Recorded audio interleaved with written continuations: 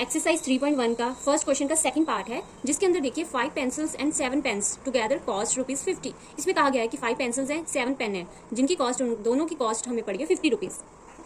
Here are 7 pencils and 5 pens together cost ₹46. Find the cost of 1 pencil and that of 1 pen.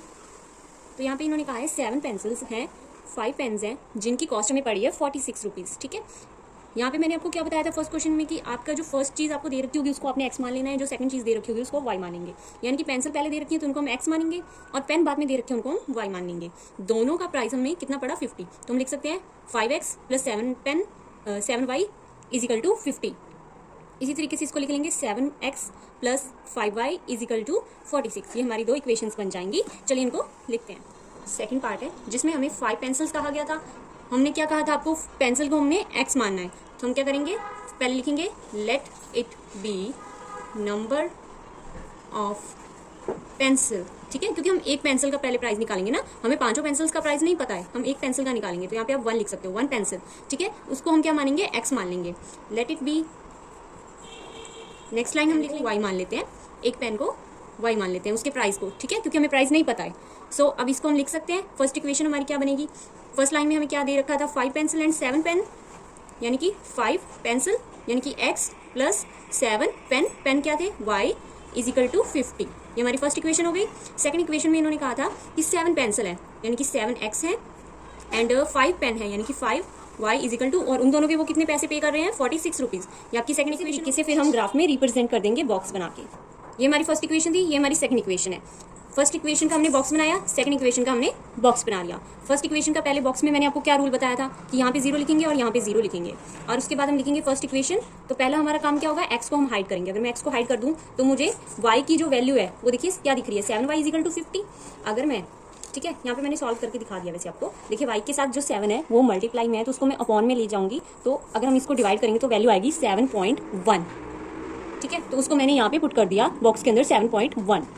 अब देखिए second में हमने क्या करना था, पहले x को हाइड किया, अब हम y को हाइड करेंगे। देखिए अगर मैं अब y को हाइड कर लूँ, यहाँ पे मैंने फिर से इक्वेशन लिख ली थी, तो यहाँ पे मेरे पास वैल्यू क्या बचती है, 5x + = 50। प्लस लिखने की जरूरत नहीं है, ठीक है, वो इसका है y का। ठीक है, अब क्या बची, 5x = 50। देखो x के साथ 5 मल्टीप्लाई में, उसको डिवाइड में ले जाएंगे, तो डिवाइड करने पे हमारी x की वैल्यू कितनी आ जाएगी, 10। तो 10 को यहाँ पे मैंने लिख दिया है। तो ये हमारे फर्स्ट इक्वेशन का बॉक्स रेडी है। अब ये हमारी सेकंड इक्वेशन है। सेकंड इक्वेशन को भी इसी तरीके से सॉल्व करना है। ये बॉक्स बनाया, पहले यहाँ पे 0 फिर यहाँ पे 0, उसके बाद आप इक्वेशन लिखो, x को हाइड करो। x को हाइड करोगे तो आपके पास ये वैल्यू आएगी, 5y = 46। ठीक है, y के साथ 5 क्या है, मल्टीप्लाई में, उसको डिवाइड में ले जाएंगे, डिवाइड करेंगे तो हमारी वैल्यू आ जाएगी 9.2। अपने पॉइंट वाले में सिर्फ पॉइंट के बाद एक ही डिजिट लिखना होता है, इससे कारण। अब सेकंड टाइम हम क्या है, y को हाइड कर लेंगे। ठीक है, y को हाइड किया तो क्या वैल्यू बची, 7x = 46। वो लिख ली मैंने यहाँ पे। देखिए यहाँ पे भी x के साथ जो 7 है वो मल्टीप्लाई में, उसको अपॉन में लेके जाएंगे, डिवाइड करेंगे तो वैल्यू आएगी 6.5। इसको यहाँ पे लिख लेंगे। ये दोनों ही हमारा सोल्यूशन रेडी है। इसको ग्राफ पे अब हम रिप्रेजेंट करेंगे। देखिए पहले हम फर्स्ट इक्वेशन को सॉल्व करेंगे। फर्स्ट इक्वेशन में हमारे पास क्या है, x की वैल्यू 0 है, मतलब उसको भूल जाओ। y की वैल्यू क्या है, 7.1। ठीक है, प्लस का है ये, तो हमें y वाली लाइन पे 7.1 देखना है। ये देखिए ऑलरेडी मैंने यहाँ पे बना रखा है, क्योंकि मैंने फर्स्ट क्वेश्चन में आपको इजीली समझा दिया था। y की लाइन पे 7.1, ये रहा, 7 से हल्का सा ऊपर ये रहा। ठीक है, तो यहाँ पे हम लिख लेंगे x की वैल्यू क्या है 0 और y की वैल्यू 7.1, और यहाँ पे हमने मार्क कर दिया। ठीक है, देखिए जो सेकंड वैल्यू है वहाँ पे x की वैल्यू क्या है 10, y की वैल्यू 0 है, उसको भूल जाओ, x की वैल्यू 10, यानी कि x की जो लाइन है वहाँ पे हमने 10 को ढूंढना है। ये रहा, ठीक है, यहाँ पे मैंने मार्क कर दिया था।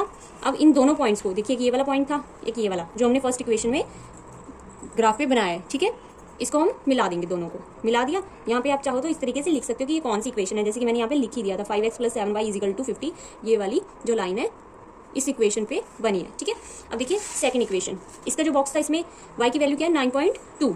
x को नहीं देखना आपने क्योंकि 0 है वो, तो y की वैल्यू क्या है 9.2। तो देखिए y वाला लाइन ये है, y की लाइन पे 9.2, 9 से हल्का सा ऊपर। ठीक है, और यहाँ पे हम साथ में लिख भी देंगे, x की वैल्यू 0 है, y की वैल्यू 9.2 है। ठीक है, सेकंड में देखिए, सेकंड में क्या है, x की वैल्यू 6.5। x वाली लाइन पे अब हमें 6.5 देखना है, ये भी पॉजिटिव है, ये रहा। ठीक है, यहाँ पे भी मैंने वैल्यूज लिख ली, x की वैल्यू थी 6.5 और y की 0, एंड उसके बाद ये वाला पॉइंट था हमारा और ये वाला पॉइंट था। ठीक है, इन दोनों पॉइंट्स को मिलाया, ये लाइन खींच दी हमने एक लंबी सा।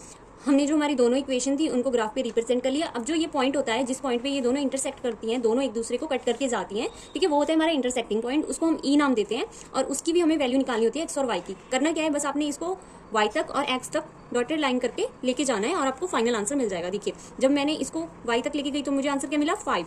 जब मैं इसको x तक लेके गई तो मुझे आंसर क्या मिला 3। तो यहाँ पे वैल्यू क्या आ गई 3 और 5। हमेशा हम x की वैल्यू पहले लिखते हैं, राइट। तो यहाँ पे हमने x किसको माना था, पेंसिल को, तो पेंसिल की वैल्यू कितनी आ गई 3, राइट। हमने y किसको माना था, पेन को, तो पेन की वैल्यू कितनी आ गई 5। ये जो होता है ये आपका फाइनल आंसर होता है जब हम ग्राफ पे बनाते हैं। I hope you understand. अब नेक्स्ट क्वेश्चन करते हैं, क्वेश्चन नंबर 2। देखिए क्वेश्चन नंबर 2 का बेसिक आपको समझना पहले बहुत ज़रूरी है। बेसिक में क्या है, इंटरसेक्टिंग लाइंस, को इंसिडेंट लाइन और पैरेलल लाइन। इंटरसेक्टिंग जिनमें दोनों ही इक्वल नहीं होते, यानी कि A1 A2 आपका B1 B2 के इक्वल नहीं होगा।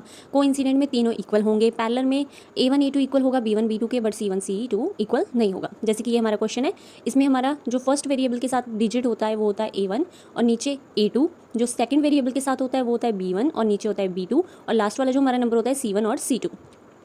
अब देखिए हम इसको A1 A2 की फॉर्म में लिख लेते हैं। A1 A2 हमारे पास क्या है 5/7, B1 B2 हमारे पास क्या है -4/6। आप हमेशा माइनस प्लस का ध्यान रखिएगा। और C1 C2 हमारे पास है 8/-9। देखिए A1 A2 और B1 B2 क्या ये दोनों इक्वल हैं? नहीं। देखो A1 A2 की तो कटिंग नहीं हो रही है, बट B1 B2 को अगर हम कट करेंगे 2 के टेबल पे तो हमारा आ जाएगा ऊपर -2/3। तो पहले हमारा A1 A2 और B1 B2 ही इक्वल नहीं आ रहा है, तो थर्ड की तो हमें चेक करने की ज़रूरत ही नहीं है। जब हमारा फर्स्ट दो ही इक्वल नहीं आते तो वो होती हैं इंटरसेक्टिंग लाइन्स।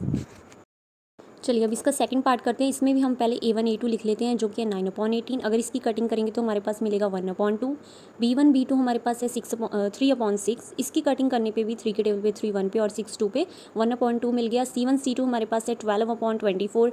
इसकी अगर हम कटिंग करेंगे तो हमारे पास फिर से सेम अमाउंट आएगी 1/2। तो तीनों में ही अब हमारी सेम आ रही है। जब तीनों में ही हमारी रेशो सेम आती है तो वो होती हैं कोइंसिडेंट लाइन्स। देखिए इसका थर्ड पार्ट में क्या है, देखो हमारे जो फर्स्ट वेरिएबल के साथ नंबर हैं वो है A1 A2, क्या है 6/2। इसको कटिंग करेंगे तो हमारी वैल्यू आएगी 3/1। ठीक है। B1 B2 हमारे पास क्या है -3 और -1। 1 क्यों है, क्योंकि वेरिएबल के साथ अगर कुछ नहीं है मीन्स 1 होता है। ठीक है। माइनस से माइनस कट के इसकी वैल्यू आ गई 3/1। देखो यहाँ तक A1 A2 और B1 B2 तो सेम है। C1 C2 की जो वैल्यू है वो है 10/9। देखो पहले दो सेम आ गए बट थर्ड सेम नहीं आया, तो कौन सी लाइन होंगी, पैरेलल लाइन।